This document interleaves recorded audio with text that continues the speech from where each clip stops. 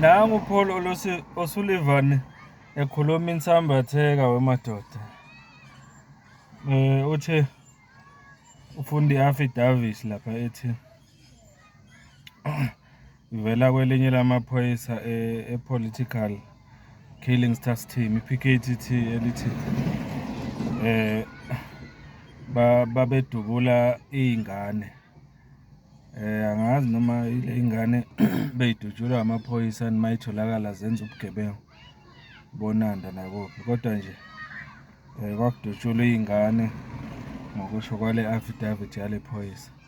Mazidutshulwa le y'ngane kuthiwa bese ufika uMkhwanazi, uGeneral Mkhwanazi afike emva kwesigameko sesenzekile, afike acishe ubufakazi bokuthi amaphoyisa abulele ley'ngane. Bese ekhipha istatimende sokuthi ley'ngane yizo ezidubule kuqala. Bese kuthathwa ley'bhamu lezi ekudutshulwe ngazo ley'ngane. Angazi noma ziyasuswa bese kufakwa ezinye kuleya scene noma kule ndawo okudutshulelwe kuyo ukuze acishe ubufakazi. In short, le affidavit yale phoyisa ngokusho kuka-O'Sullivan iqinisekisa ukuthi uMkhwanazi njengoba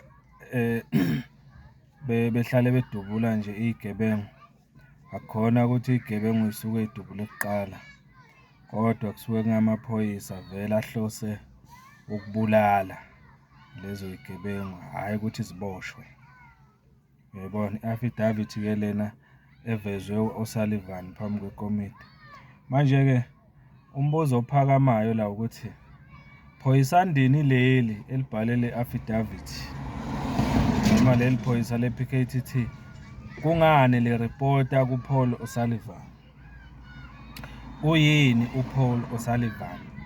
Yini le yenza ukuthi kubo bonke abantu ababaluleke kangaka emaphoyiseni abakhona kukhethwe uPaul O'Sullivan ukuthi into noma indaba ebucayi kanje ibikelwe yena, kungasabikelwa even-ke uPresident Ramaphosa?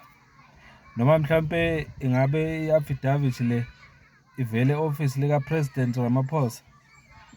Uyitholaphi yena u-O'Sullivan? Nangu umbuzo obalulekile njengamanje, ngoba kufuna siqale lapho bese kungenwa-ke kuma-details e-affidavit le ukuthi is it credible? Is it something that can be trusted? Is it telling the truth about uGeneral Mkhwanazi ne-team yakhe and all that? So kuningi nje engicabanga ukuthi ama-member e-ad hoc kufuna kuthole la ukuthi le statement lesale affidavit sibhalwe ubani, kungani futhi loyo muntu esiputshuzele le statement esiputshuzele u-O'Sullivan. Uyini u-O'Sullivan? Ubaluleke kangakanani ukuthi bengaphutshuzelwa yena le y'ndaba ezingaka ma kuwukuthi zikhona ngempela? Mhlawumbe nawe eminye imibuzo onayo ngalolu daba, akuphawule la usho ukuthi wena uyibuka kanjani le ndaba evelayo namhlanje ukuthi kunephoyisa la, elinye lamaphoyisa evela ku-PKTT. Kodwa-ke vele uke washo before uSullivan ukuthi kukhona into ey'ningi ezingahambi kahle kule PKTT afuna ukuyiveza eziyi-corruption, ukuphulwa kwemithetho and everything. Shothi ngokwakhe nje yiko lokhu akuvezayo manje ngoMkhwanazi. Njengoba eseliqhubeka nje fakaza lapha.